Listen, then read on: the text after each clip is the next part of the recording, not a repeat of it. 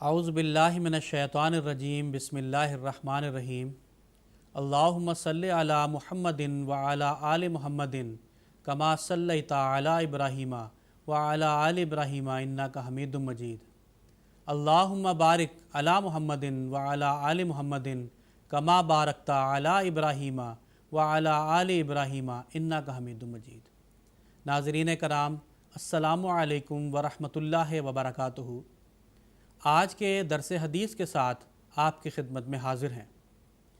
ناظرین کرام، ہمارے پیارے نبی حضرت صلی اللہ علیہ وسلم فرماتے ہیں کلمتان خفیفتان علی اللسان، یعنی دو باتیں ہیں جو زبان پر بہت آسان اور ہلکی ہیں، ثقیلتان فی المیزان، مگر خدا تعالیٰ کی طرف اجر اور بدلہ کے ترازو میں بہت بھاری ہیں، حبیبتان الی الرحمن، خدائے رحمان کو جو بغیر عمل اور محنت کے بڑھ چڑھ کر اجر دیتا ہے، بہت پیارے ہیں۔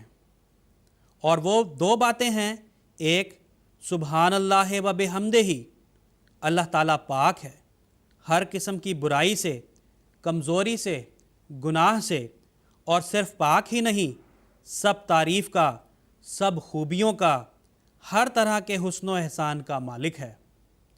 اور یہ صرف چھوٹے درجہ پر نہیں بلکہ سبحان اللہ العظیم، یعنی ہر طرح کی کمزوری اور نقص پاک ہونے کے علاوہ ہر طرح کی بڑائی اور عظمت اور شان بھی اسی کے لیے ہے۔ بخاری کتاب التوحید۔ ان دو چھوٹے سے مگر بہت پیارے فکروں میں ہمارے رب کی ایسی تعریف ہے جو بڑی بڑی کتابوں میں بھی نہیں ہوگی۔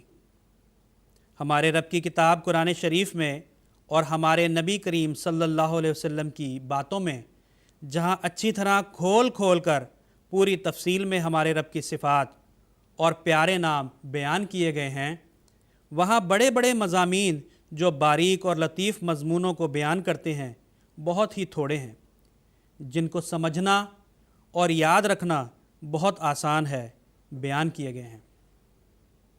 ہمارا رب ہر قسم کے نقص سے پاک ہے، کوئی کمزوری اس میں نہیں پائی جاتی، اس میں کوئی عیب نہیں، اس سے کوئی غلطی، کوئی نادانی، کوئی گناہ سرزد نہیں ہو سکتا۔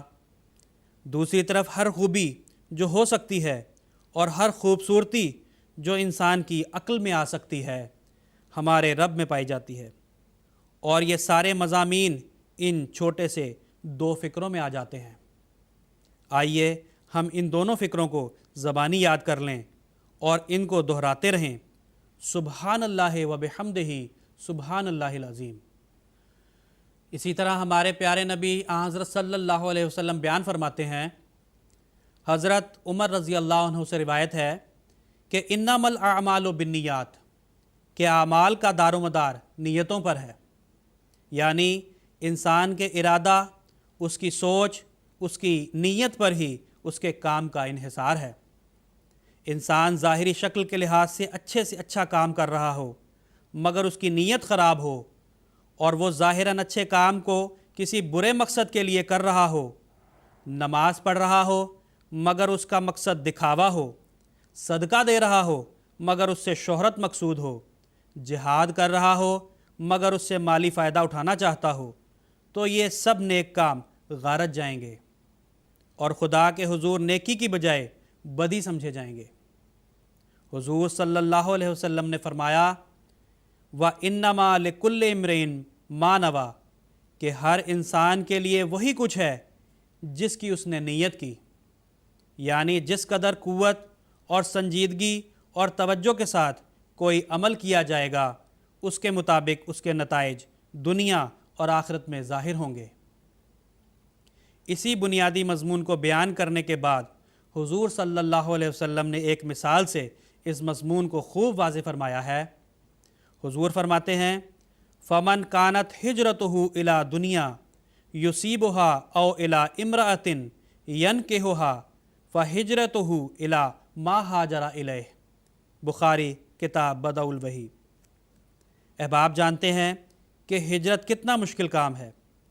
ایک انسان ہجرت کے وقت وہ جگہ چھوڑتا ہے جہاں وہ پیدا ہوا، یا جہاں وہ سالہ سال رہا وہ اپنا گھر بار چھوڑتا ہے، اپنا ماحول چھوڑتا ہے، بسا اوقات وہ جگہ چھوڑتا ہے جہاں اس کی زبان بولی جاتی ہے۔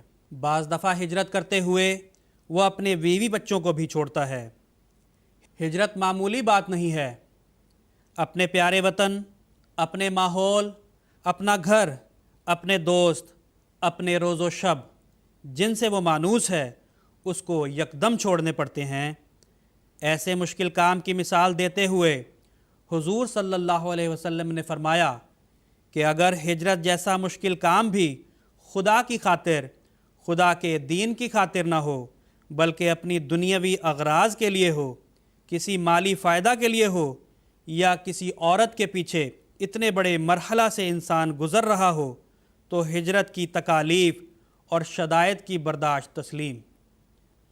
مگر یہ ہجرت خدا اور اس کے دین کے لیے نہیں ہوگی بلکہ اس دنیا کے لیے ہوگی جو حاصل کرنے کے لیے اپنا وطن چھوڑا۔ اس عورت کے لیے ہوگی جس کی خاطر اس نے ہجرت کی، کیونکہ اعمال کا تعلق، اعمال کا سارا مدار نیت پر ہے۔ ثواب کا تعلق صرف عمل کی ظاہری شکل سے نہیں بلکہ اس نیت اور ارادہ سے ہے جو عمل کرنے والے کے دل میں ہے۔ اللہم صلی علی محمد و بارک وسلم انک حمید مجید۔